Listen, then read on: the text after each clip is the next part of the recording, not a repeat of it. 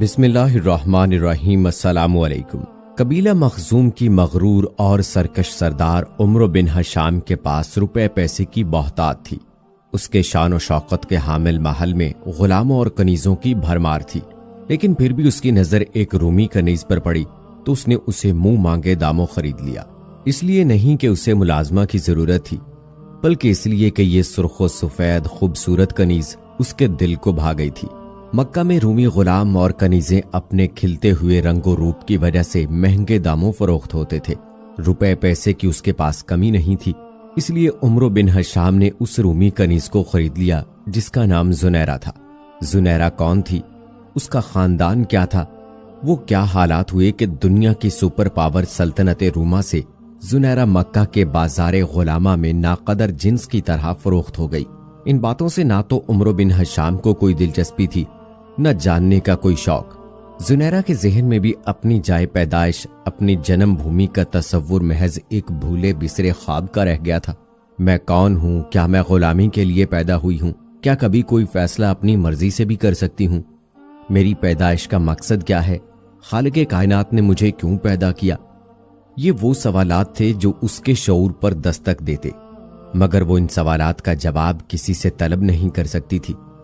اسے اپنی شناخت چاہیے تھی۔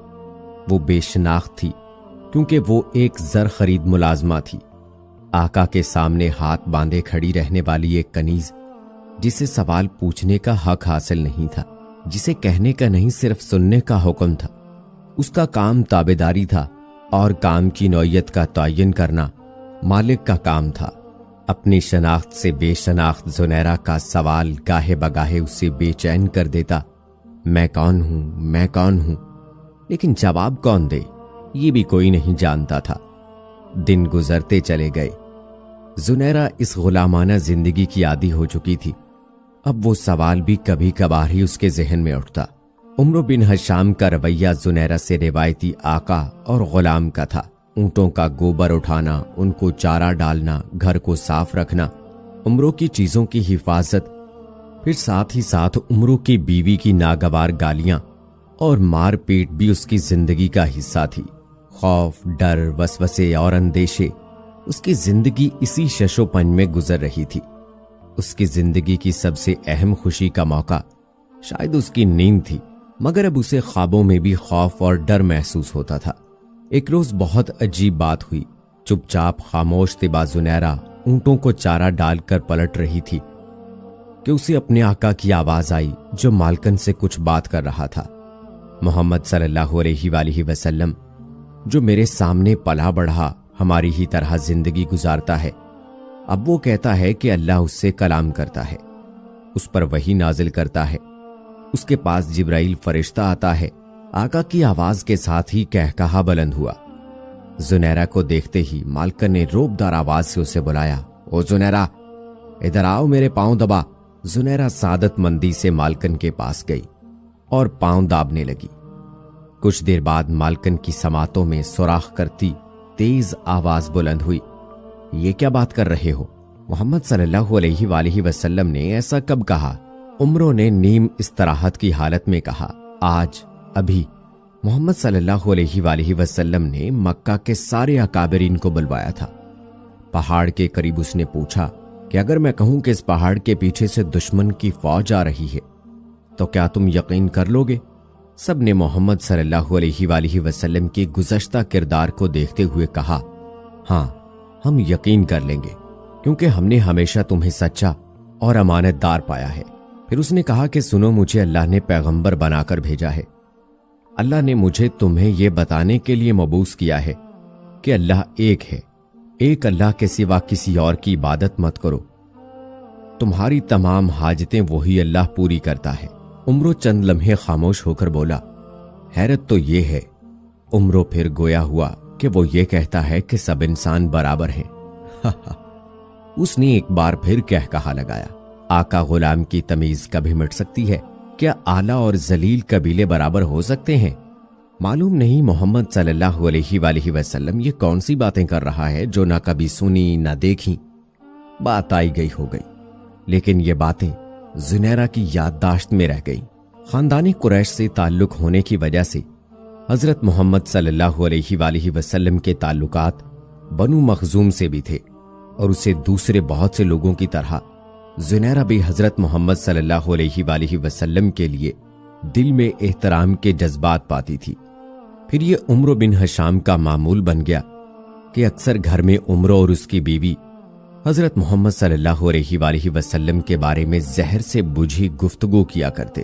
نہ جانے کیا بات تھی کہ عمرو بن ہشام جتنا حضرت محمد صلی اللہ علیہ وآلہ وسلم کے خلاف زہر اگلتا، اتنا ہی زنیرہ کے دل میں حضرت محمد صلی اللہ علیہ وآلہ وسلم کا احترام بڑھتا چلا جاتا۔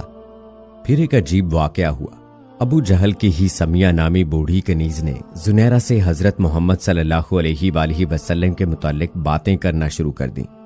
ایک رات سمیہ نے بتایا کہ آج شام سمیہ رضی اللہ تعالی عنہا، ان کے شوہر ریاسر رضی اللہ تعالی عنہ اور 2 بیٹوں عمار اور عبداللہ رضی اللہ تعالی عنہ نے اسلام قبول کر لیا ہے، اور زنیرہ کو ہدایت کی ہے کہ یہ بات کسی کو نہ بتانا۔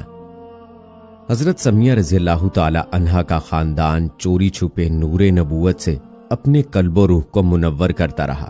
سمیہ نے زنیرہ کو بتایا کہ رسول اللہ صلی اللہ علیہ وآلہ وسلم اللہ کا یہ پیغام لے کر آئے ہیں کہ اللہ ایک ہے، اللہ ہی کی عبادت کرو اور اپنے تصور و خیال سے بنائے گئے تمام بتوں کو توڑ پھینکو۔ اللہ نے ہر انسان کو آزاد پیدا کیا ہے، سب انسان آپس میں برابر برابر ہیں، نہ عربی کو اجمی پر فوقیت حاصل ہے، نہ ہی اجمی عربی سے بڑھ کر ہے، نہ مرد کو عورت پر فضیلت ہے اور نہ ہی عورت کو مرد پر۔ اللہ کے نزدیک بزرگی کا صحیح حقدار اور پسندیدہ وہ ہے جو متقی ہے، جس کے اندر اللہ کی صفات کا نور ٹھاٹھیں مار رہا ہو۔ ان باتوں میں زنیرہ کے بے شمار سوالوں کا جواب موجود تھا۔ اس کی بے چینی اور بے قلی کو قرار آ گیا اور سکون کا احساس دل و دماغ میں پیوست ہو گیا۔ زندگی وہی تھی، سارے دن کولو کے بیل کی طرح کام کرنا، بات بات پر گالیاں سننا اور مار کھانا، مگر رسول اللہ صلی اللہ علیہ وآلہ وسلم نے سکون کا کتنا آسان نسخہ کیمیا اسے عطا کر دیا تھا۔ ایک روز نہ جانے کس طرح وہ سمیہ کے ساتھ بارگاہ رسالت میں حاضر ہوئی۔ سراپا محبت و رحمت ہستی نے شفقت سے اس کے سر پر ہاتھ پھیرا اور دعائیں دی۔ برسوں محبت کے لیے ترسی ہوئی زنیرہ کی آنکھیں ڈب ڈبا گئیں، دل میں دبی ہوئی محرومیوں کا آتش فشاں گویا پھٹ پڑا اور وہ پھوٹ پھوٹ کر رو دی۔ اس کے وہم و گمان میں بھی نہیں تھا کہ کوئی اس غلام کو محبت سے دیکھ بھی سکتا ہے۔ مالک کا غلاموں پر احکامات صادر کرنا، ڈانٹ ڈپٹ، گالیاں اور مار پیٹ، بس یہی کچھ تو اس نے دیکھا تھا۔ رسول اللہ صلی اللہ علیہ وآلہ وسلم نے اسے آگاہ کیا کہ انسان اشرف المخلوقات ہے، انسان اللہ کا نائب اور خلیفہ ہے، اللہ کے قادرانہ اوصاف کا امین، صفات الہیہ سے واقف اور ملائے اعلیٰ کے آخری حدوں سے بہت آگے کا شعور رکھنے والا ہے۔ ہر انسان کو اللہ نے یہ ملکہ خصوصی عطا کیا ہے کہ جو شخص بھی سچے جذبے، گداز دل، عجز و انکساری سے اس رستے پر قدم اٹھا لے گا، وہ دنیا میں چاہے کتنے ہی نچلے درجے پر فائز ہو، وہ اللہ کے نزدیک پسندیدہ اور مقرب بن جائے گا۔ نور نبوت کی ضیاء پاشیوں سے زنیرہ کا باطن آفتاب کی طرح روشن ہو گیا تھا۔ دل تو نہ جانے کب سے اسے خدائی پکار پر سر تسلیم خم کر چکا تھا۔ شاید یہ ازل کی پیاس تھی، نور نبوت نے جسے سراب کر دیا اور ساری تشنائے لبی جاتی رہی۔ اس نے فوری طور پر اسلام قبول کر لیا۔ اب وہ ایک معمولی کنیز سے رسول اللہ صلی اللہ علیہ وآلہ وسلم کی عظیم المرتبت صحابیہ زنیرہ رضی اللہ تعالی عنہا بن گئیں۔ رسول اللہ صلی اللہ علیہ وآلہ وسلم نے حضرت زنیرہ رضی اللہ تعالی عنہا کو اللہ کے قریب کے لیے چند طریقے مرحمت فرمائے اور تاکید فرمائی کہ ابھی اپنے قبول اسلام کا اعلان نہ کریں۔ زنیرہ رضی اللہ تعالی عنہا دولت ایمان سے سرفراز ہونے کے بعد واپس آ گئیں، لیکن عشق اور مشق چھپائی نہیں چھپتا۔ عمرو بن ہشام کو آخر معلوم ہو ہی گیا کہ زنیرہ رضی اللہ تعالی عنہا مسلمان ہو گئی ہیں اور عشق حقیقی پر قدم رکھ دیا ہے۔ پھر اس کی جہالت و ظلم کا وہ باب کھلا کہ جس کے بنا پر اس کا نام ابو جہل مشہور ہو گیا، اور آج بھی اس کا اصل نام عمرو بن ہشام بہت کم لوگ جانتے ہیں۔ ابو جہل نے حضرت زنیرہ رضی اللہ تعالی عنہا پر ظلم و ستم کے پہاڑ توڑنے شروع کر دیے۔ ابو جہل حضرت زنیرہ رضی اللہ تعالی عنہا کو اتنی بری طرح زد و کوب کرتا کہ وہ بے ہوش ہو جاتی۔ وہ مار مار کر تھک جاتا، مگر اللہ کی یہ نیک اور صابر بندی سب کچھ سہ لیتی، مگر پائے استقلال میں ذرا بھی لغزش نہ آتی۔ ابو جہل ہر روز نئے نئے طریقوں سے مظالم کرتا، کبھی کئی کئی دن تک کھانے کا ایک لقمہ بھی نہ دیتا، کبھی سونے پر پابندی لگا دیتا اور اونگ آتے ہی کھال تک نوچ لینے والی چرمی چڑی سے مار مار کر لہو لہان کر دیتا۔ حضرت زنیرہ رضی اللہ تعالی عنہا کا پورا جسم زخم زخم رہتا اور اس میں خون و پیپ رسنے لگتا، مگر اب وہ روح کے اس سفر پر گامزن تھی جہاں مادی جسم کو آدمی روح کے خول یا لباس کی صورت میں دیکھتا ہے۔ رسول اللہ صلی اللہ علیہ وآلہ وسلم کو جب حضرت زنیرہ رضی اللہ تعالی عنہا کے اوپر ہونے والے مظالم کی خبر پہنچی تو غمگین ہو جاتے۔ ایک مرتبہ آپ صلی اللہ علیہ وآلہ وسلم کی ایما پر حضرت ابو بکر صدیق رضی اللہ تعالی عنہ ابو جہل کے پاس گئے تاکہ انہیں خرید کر آزاد کر دیں، اور اس سے کہا کہ زنیرہ رضی اللہ تعالی عنہا کو فروخت کر دو، مگر وہ ایک کینہ پرور شخص تھا، لہٰذا اس نے حقارت سے انکار کر دیا۔ اس کا ظلم و جبر یہاں تک بڑھا کہ حضرت زنیرہ رضی اللہ تعالی عنہا کی بینائی جاتی رہی اور آنکھیں بے نور ہو گئیں۔ یہ دیکھ کر ابو جہل نہایت طنزیہ لہجے میں بولا، دیکھ لات و عزا نے تجھے اندھا کر دیا، اب تو محمد صلی اللہ علیہ وآلہ وسلم کے دین کو چھوڑ دے۔ اس جملے نے زخم زخم حضرت زنیرہ رضی اللہ تعالی عنہا کے دل کو تڑپا کر رکھ دیا، مگر وہ خاموش رہیں۔